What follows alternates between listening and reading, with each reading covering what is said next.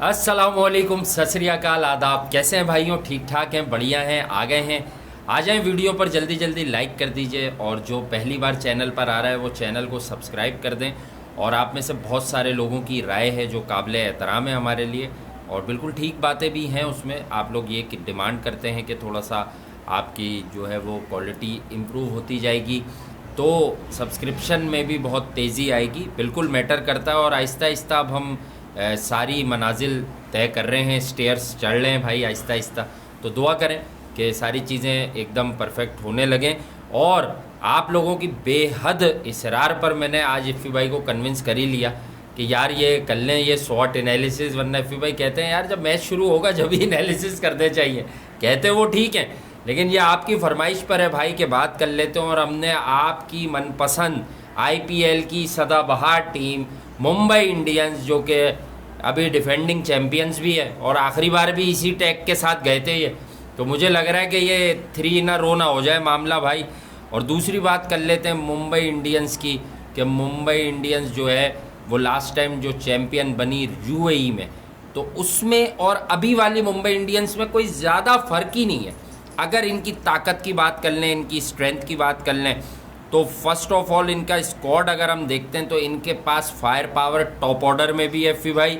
इनके पास middle order में Kieron Pollard जैसा बल्लेबाज भी है। जी हाँ, वो ऑलराउंडर कंसीडर होता है लेकिन बल्लेबाज ही है वो, यानी कि वो गेंद को सिर्फ मारता नहीं है बल्कि गेंद को फाड़ता भी है। तो ये इस तरह का बॉलर है, ओ बैट्समैन है। उसके बाद अगर आप आगे चलें तो आगे आप देख लें कि इनका, अगर मैं आपको ये बताऊँ क्विकली कि इसमें players to watch out for कौन हो सकता है, अगर हम अपनी राय दें आपको हम दोनों, तो फिर भाई आई थिंक सूर्या कुमार यादव की जो एंट्री हुई उससे बड़ी, क्योंकि वो तो मुंबई का बड़ा ख़ास पार्ट था।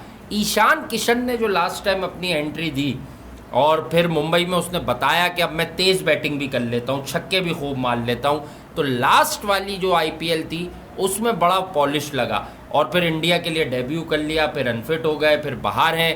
तो मुझे ऐसा लगता है कि ये पूरा IPL मुंबई के लिए जो लाइमलाइट में आदमी होगा फिर भाई वो मुझे तो ईशान किशन लगता है। आपका क्या ख्याल है? बिल्कुल, आप बिल्कुल ठीक कहा वासे ने। और ईशान किशन ने इससे पहले जो कुछ किया वो यकीनन एक बड़ा कारनामा ज़रूर रहा, मगर अब जो स्टैंप लग गई ना इंटरनेशनल क्रिकेट की उनके ऊपर, जिस तरह से डेब्यू पे उन्होंने 50 रन मारे हैं, तो यहाँ से उनके सफ़र का आगाज़ हुआ है। अब क्योंकि वो एक ऐसा नाम बन गया है, एक बॉन्डिंग नेम बन गया, मतलब ज़रूरी नाम बन गया है कि अगर ये स्क्वाड का हिस्सा होगा तो प्लेइंग 11 का हिस्सा होगा। तो ईशान किशन यकीनन मुंबई इंडियंस के लिए बड़े करामत साबित होंगे। और वासे ने जिस तरह से भी प्रोग्राम को शुरू किया कि इफ़ी भाई मान गए के लिए, और 6-7 दिन रह गए, 1 हफ्ते की दूरी पर है IPL का ये मेला जो सजने वाला है इंडिया के अंदर। और यकीनन मेरा कहने का मकसद सिर्फ ये था कि यार अभी प्लेयर्स अपने अपने ग्रुप्स को जाके ज्वाइन कर रहे हैं,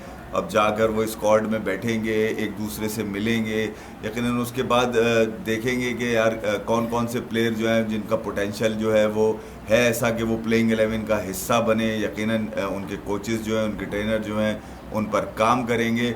और रिलेटिवली मैं आपको ये बताऊं, प्लेयर्स रेटेड बेसिस होते हैं कि अब रेट करना पड़ता है आपको कि कौन से प्लेयर जाकर प्लेइंग 11 का हिस्सा बनेंगे, तो वो तो आखिरी दिन ही पता चलता है कि ये इतना बड़ा स्क्वाड है जी, इतने में से इतने प्लेयर हमने निकाले, सारी फटीके खत्म हो जाती हैं, सारी फटीके खत्म हो चुकी होती है उस टाइम, जिसने इंजर्ड होना होता है उसका पता चल। लेकिन ईशान किशन ने तो 58 के करीब की औसत से आखिरी दफा 14 मैच करीब इसने खेल कर जो है वो 516 रन बना रखे हैं। उसके बाद 145 से ऊपर का स्ट्राइक रेट है, ऑलमोस्ट 146 की कैटेगरी में वो लैंड कर रहा है। 450 करे हुए हैं, 99 उसका हाईएस्ट है। 57.5 के करीब की औसत है ईशान किशन की फी भाई। तो डेफिनेटली कि दुनिया चाह रही है ईशान को देखना। मुंबई इंडियंस में आप देख लें पिछले साल और इस साल का फर्क सिर्फ ये है कि एक खिलाड़ी ऐड करना होगा इनको, वो 10 के 10 खिलाड़ी तो वही होंगे 2020 के एडिशन में थे। तो मैं ख्याल में यार जो 11वां खिलाड़ी होगा वो बड़ा अहम होगा। इनका आप ओपनिंग पेयर देख लें, अगर मुंबई इंडियंस का बहुत कमाल है, फिर मिडिल और पोटेंट मिडिल ऑर्डर है इनका, फिर लोअर मिडिल ऑर्डर भी बड़ा स्ट्रॉन्ग है। मुझे थोड़ी सी जो इनकी वीकनेस नज़र आती है, मैं बाकी चीज़ें तो छोड़ दें आप इसके अंदर, वो इनके बॉलिंग में नज़र आती है। तो अब ये कि जो स्ट्रेटजी इन्होंने हाँ जो स्ट्रेटजी अब रखनी होगी इनको पेसर्स के साथ, स्पिनर को भी इसमें यकीनन इनको ऐड करना पड़ेगा। मगर मुंबई को अगर आप पूरा स्क्वाड देखें तो एक बहुत ही कोई जामे कोई कंप्लीट स्क्वाड इनका नजर आता है। मिलने को भी ले लिया अब तो बोल्ट और बुमराह के साथ। ऐसा लगता है कि ये मार्को जेनसन जो अभी तक नमूदार ही नहीं हुए इंटरनेशनल क्रिकेट के अंदर, कहाँ से वो नजर आएंगे, कैसी शक्ल है उनकी अभी तक किसी ने देखा नहीं। पाकिस्तान भी आए थे मगर उनकी तस्वीर नहीं आई थी, सिर्फ नाम आया था उनका। मगर अब मुंबई इंडियंस को ज्वाइन करने के बाद यकीनन लाइमलाइट में आएंगे। वो इतनी बड़ी लीग है दुनिया की है जहाँ पर दुनिया की बेहतरीन बल्लेबाज, बेहतरीन बॉलर, बेहतरीन फील्डर आपको नजर आएंगे। वहीं आपको बहुत सारे ऐसे प्लेयर भी नजर आएंगे जो प्रोग्रेस कर रहे हैं इंटरनेशनल क्रिकेट भाई हैं तो इनके पास अब भी क्रिस लिन। हाँ। ये हर दफा होते हैं, इधर उधर होते हैं। ये कभी कलकत्ता में होते हैं, कभी ये इधर होते हैं, अब ये इधर है। हाँ। लेकिन ये खेलते बड़ा कम है, पता नहीं क्या मसला आ जाता है जो ये खेलते कम है। तो पीएसएल में भी कम है। हाँ लेकिन नहीं, यहाँ तो खेलते हैं, यहाँ उस तरह खेल नहीं पाते ये। हाँ। क्योंकि इधर जरा मेयार थोड़ा दूसरा होता है तो इधर खेल नहीं पाते। देखिए आप लोग अब खुश हो जाइएगा, बहुत सारे लोगों ने कहा कि आप हम दोनों से एक्सपेक्ट कर रहे थे कि हम एक डिफरेंट किस्म का एनालिसिस करेंगे आपके लिए। हम देखें शॉर्ट ही करेंगे, बहुत लंबा करेंगे कुछ रहेगा नहीं। लेकिन आपने कहा था कि हमने बहुत सारी जगहों पे देखा, मुझे कह रहे थे ये 2 4 5 खास लड़के कि यार ये तो नाम पढ़ पढ़ के सुना रहे हैं। हम भाई ना स्कॉट का नाम पढ़ लें, स्कॉट का नाम आप खुद कंप्यूटर खोल कर पढ़ लें या मोबाइल पर पढ़ लें। हम आपको इनकी ताकत, इनकी कमज़ोरी बता रहे हैं क्विकली। इनकी ताकत इनकी बल्लेबाजी है और इनकी पेस बॉलिंग है।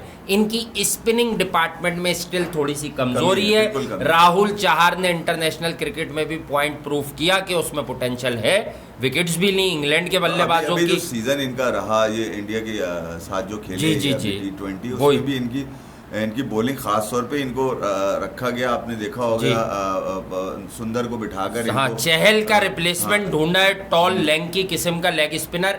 लेकिन जो स्क्वाड्स हैं दूसरी टीमों के, उसमें वो फन्ने खान टाइप जो स्पिनर्स होते हैं, मुंबई के पास वो स्पिनर्स कम है फन्ने खान टाइप। यहाँ तो मुंबई इंडियंस ने ये सीख लिया है। लास्ट टाइम सब कह रहे थे कि यार यूनाइटेड अरब एमिरेट्स में आपको क्वालिटी स्पिनर चाहिए होगा। ये अपनी उसी पेस बैटरी के साथ ट्रबल कर गए और दिल्ली की टीम इनसे कम्पीट करने वाली नजर आती थी। लेकिन बड़े दिन इन्होंने दिल्ली को भी अपने पानी नहीं पीने दिया, सुला दिया, जिसे एफपी भाई कहते हैं। बैटिंग में बड़ा स्ट्रॉन्ग है, मतलब आप देख वो भी तो है पोलार्ड भाई, पोलार्ड ये वो मतलब इनके पास। अब पोलार्ड तो 6 छक्के मारने के बाद जो है जनाब और चौड़े हो चुके हैं और कोई भरोसा नहीं है कि वो आईपीएल में भी अपने यही जौहर कंटिन्यू रखें। तो ओवरऑल मुंबई को अगर आप देखें तो इनको बॉलिंग तो डिफेंड उसी वक्त करती है जब मुंबई अगर पहली बैटिंग करके ऊपर हाईएस्ट टोटल डाल देती है, तो फिर उसके बाद बॉलर्स के लिए बड़ी आसानी हो जाती है।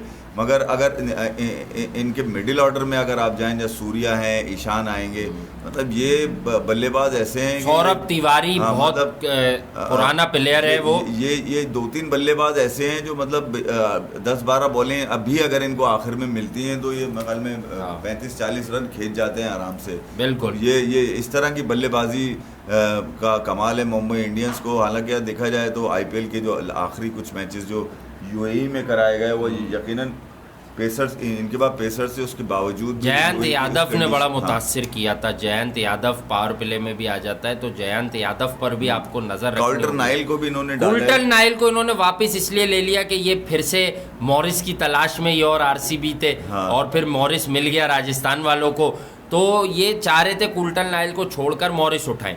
मॉरिस के इन्होंने एक पैसे दिमाग में रखे थे मैक्सिमम। जब मॉरिस इनके हाथ नहीं आया तो इन्होंने अपनी ही प्रोडक्ट वापस खींची। ये हुआ है आईपीएल के ऑक्शन में और इससे ज़्यादा कुछ नहीं हुआ।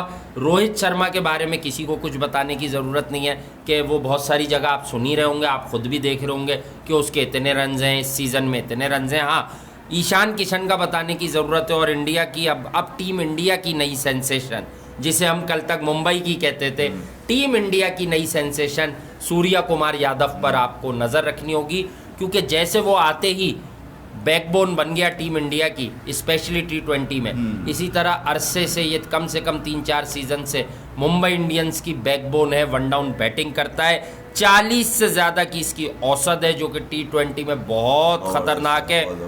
79 हाईएस्ट था इसका लास्ट टाइम अराउंड।